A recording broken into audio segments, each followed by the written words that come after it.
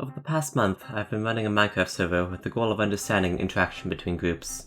The key feature of it surrounds the fact that death is real. When a player dies, they are banned for 24 hours. It would be permanent, but the server population is not big enough for this to happen. This added dynamics to the relationships between groups on the server, and between players and the environment in a new way. Over the next couple of videos, I'll be exploring the results of the first month of this experiment. This video will cover the internal history of the server, surrounding the nation of Ocrua. On December 1st, 2021, the nation of Ocrua was first formed on the Grand Experiment server. This marked the start of the Ocruan calendar. The first nights were spent in the spawn village, mining and gathering, before setting off to found the capital city. Many nights were spent in the entrance to caves, traveling across the land, till a suitable location was found. A hill in the savannah, on which a fortress was to be constructed, was chosen to be the initial location of the nation. The initial constitution of the nation was written, outlining a transitionary state, a faux revolution led by aristocrats, styling themselves as elected by the people, and really ruling over them.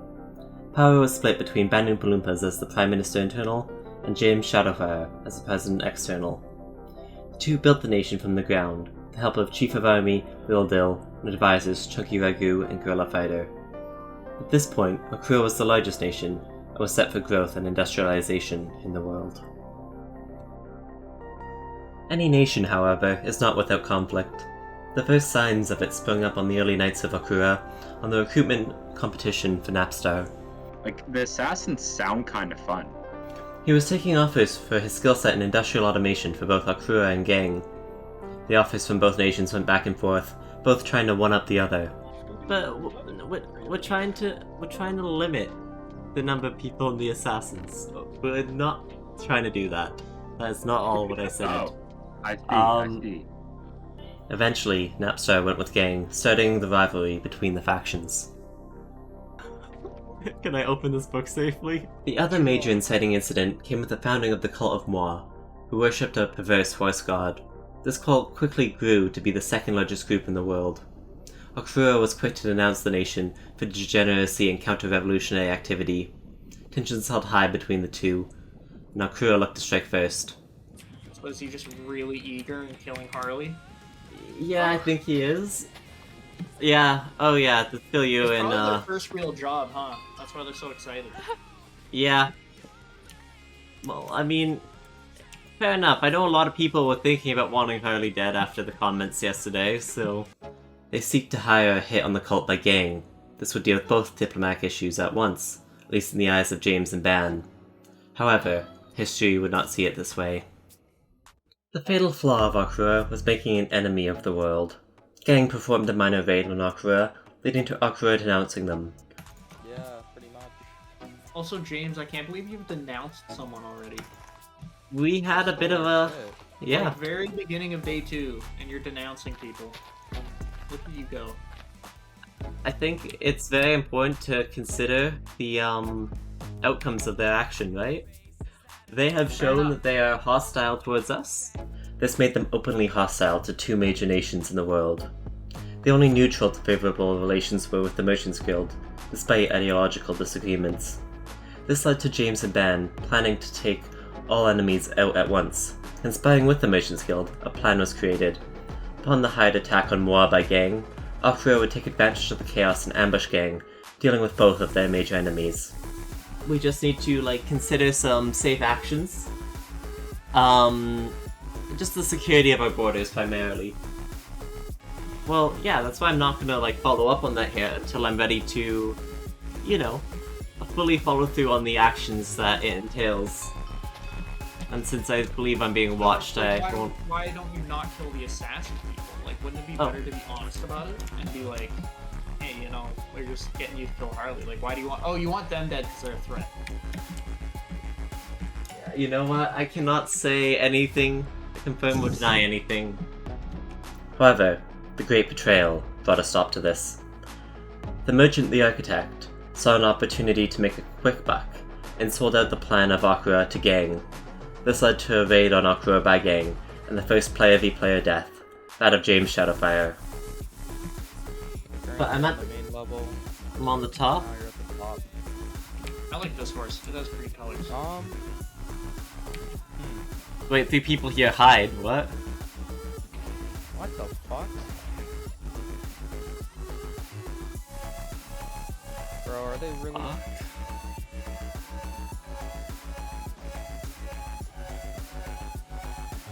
Bro, they're fucking changing shit. What's going on?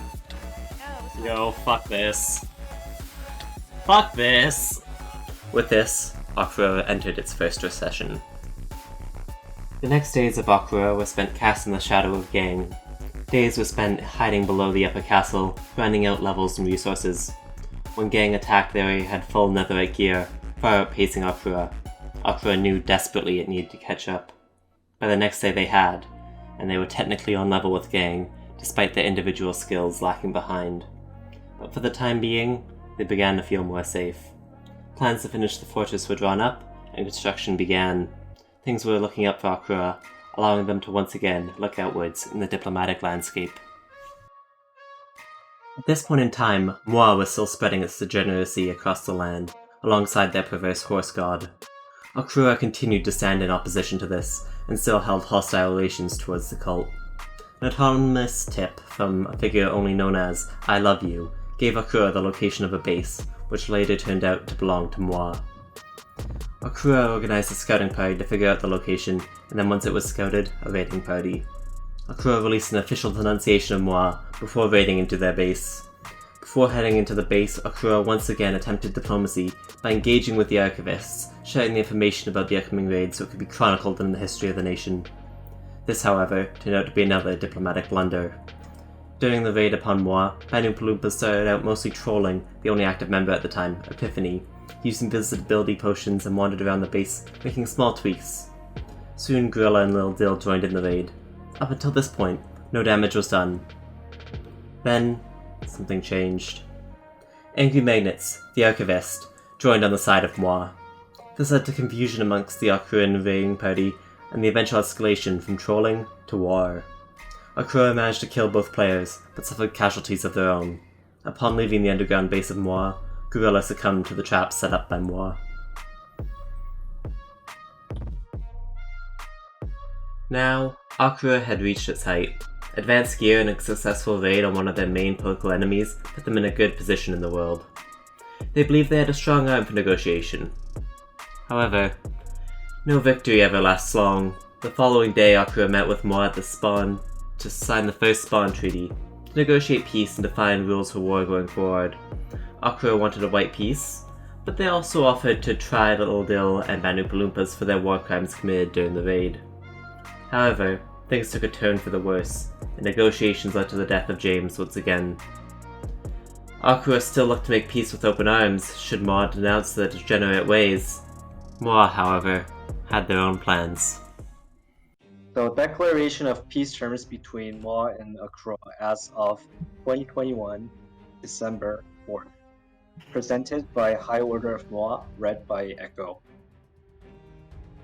Yesterday, December 3rd, 2021, the High Order of Moa was suddenly and deliberately attacked by the hostile forces of Ocrua. Citing books that affront their morals, agents from Ocrua murdered 2 unarmed civilian cult members. Freedom is the fundamental tenet of Moa. That includes freedom of trade, freedom to conspire against unlawful authority, freedom of productivity and private property, freedom of knowledge and its expression through publication. The quote degenerate unquote books were written and published based on such freedoms. We are proud to defend the sanctity of such fundamental freedoms. We consider the actions taken by the Nation of Ocrua yesterday as a war of aggression and a crusade against freedoms which we are proud to defend. Furthermore, there is reasonable doubt on the legality on the ways in which the base of Moa was discovered. That is strongly possible that several server rules were broken in the process of locating and entering the Moa base. To restore faith in peaceful diplomacy and the so-called peace-loving nation of Ocrua, we demand the following peace terms. 1. A formal apology to the cult of Moi for the aggressions conducted yesterday, not only regarding the violations of the rules of war, but also the very idea of waging a crusade against the universal value of fundamental freedoms. 2. The safe and unharmed return of the intellectual property unrightfully stolen from the people. 3. A blank check material compensation to restore the destroyed prosperity caused by the sudden aggression of December 3rd, 2021. And 4.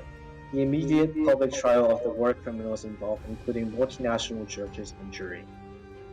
Moi considers the rejection of these peace terms as a declaration of war effective on Ocrua's refusal and/or failure to comply. High Order of Moi, read by Echo. Ocrua spent hours debating the terms, offering concessions but making their own demands. James knew that at that negotiation table, he was in a weak position. Moi had grown in numbers, and once again managed to bring the rest of the world to their side. Blame was placed on the betrayal of angry magnates, but in the end, it was a losing position. This was a defining moment for Ocrua. The treaty was left on the table for the night, to be determined at the next point in time. When James and Gorilla returned to the castle, what awaited shocked them. Ocrua's home fortress was gone. At least the vital parts of it. The entire base was griefed by Moi. Lava everywhere. Blocks broken, holes made. This sight haunted them both, and made them reconsider the position they were negotiating. Ocrua clearly no longer had any upper hand. James returned to the table, offering both war criminals up to an international tribunal, and offered a formal apology, and a pledge to stop the crusade against the horse god. Peace was to be brought, but Ocrua would never recover. Upon relaying the information to Ban Oompa Loompas, the dynamic in Ocrua changed forever. Ban rejected the treaty outright, calling it a disgrace. He said they had to be like rats, live in the ground and carry on, kill them all. James saw this as a long-term end to the nation, and would only lead to ruin. At this moment, the nation of Ocrua disbanded. Ban Oompa Loompas and Lil Dill left to form literal rats, bandits of the Edgelands. James went on to rebuild Ocrua and reform it. The current day ushers in the newest form Ocrua has taken, the Ocruan revolutionary state. James said that the only way forward was a permanent political revolution within the nation, increasing the industrial capacity and citizenship, and a normalization of new diplomatic relations in the world.